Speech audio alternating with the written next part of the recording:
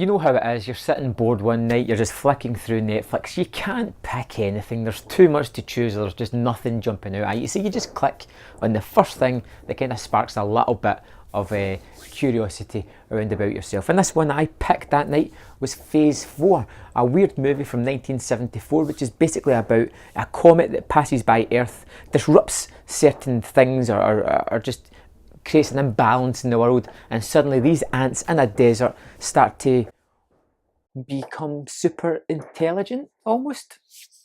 And it's basically about two scientists studying these ants and trying to figure out how bad this situation is going to get. But the ants have other ideas because they are super intelligent and they're about to fight back against these two scientists. This movie is bonkers, absolute bonkers in plot.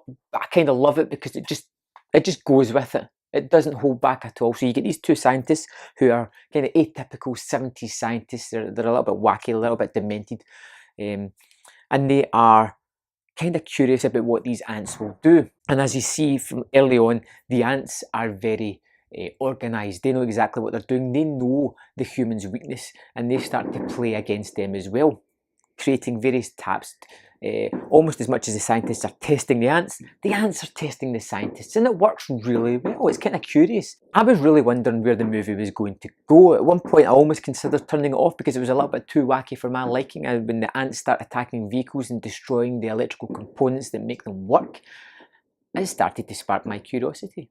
Then the movie started to show you the inner workings of the ants and some of the things that they were creating and some of the traps that they were laying for the humans, and it began to get rather interesting, and I was in on it.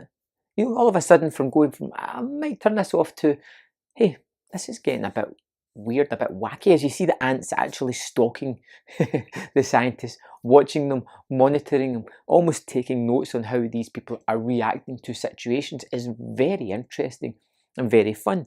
Now, the movie isn't perfect by any long shot. It's got some ropey acting and it's got some fairly ropey action set pieces that don't really work.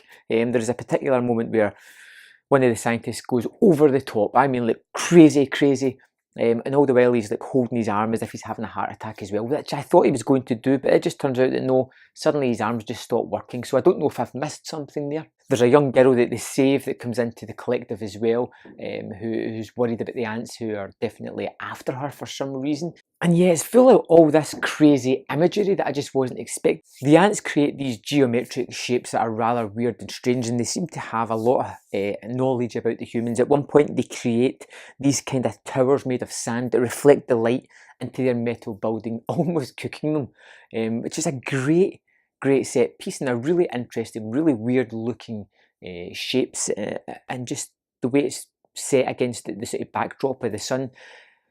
It's just fantastic, and I really like some of the cinematography that's in this movie. Now, this thing is hell of a 70s. It is what it is. It's a product of its time. Is it essential viewing?